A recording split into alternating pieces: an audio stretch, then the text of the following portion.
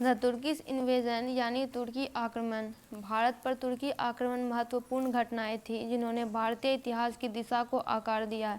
ये आक्रमण 11वीं शताब्दी की शुरुआत में शुरू हुए और 12वीं शताब्दी तक जारी रहे, जिसके कारण भारतीय उपमहाद्वीप में मुस्लिम शासन की स्थापना हुई।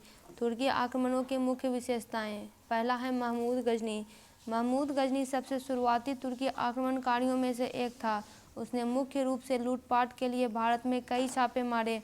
उसके आक्रमणों में धनी मंदिर और शहर शामिल थे, जिसमें सोमनाथ मंदिर पर प्रसिद्ध हमला भी शामिल था।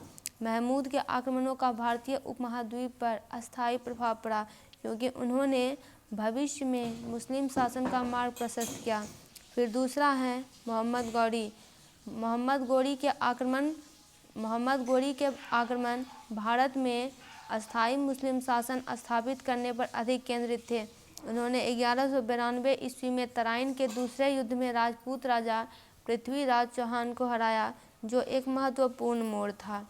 मोहम्मद गौरी की विजयों ने दिल्ली सल्तनत की स्थापना की, जो मध्ययुगीन भारत में एक प्रमुख राजनीतिक और सांस्कृतिक केंद्र बन गया। फिर है भारतीय समाज पर प्रभाव। तुर्की आक्रमणों ने भारतीय उपमहाद्वीप में नई प्रशासनिक व्यवस्था, सैन्य रणनीति और सांस्कृतिक प्रभाव पेश किए।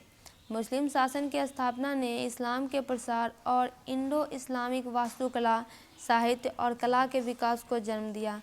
फिर है लेजेसी यानी विरासत।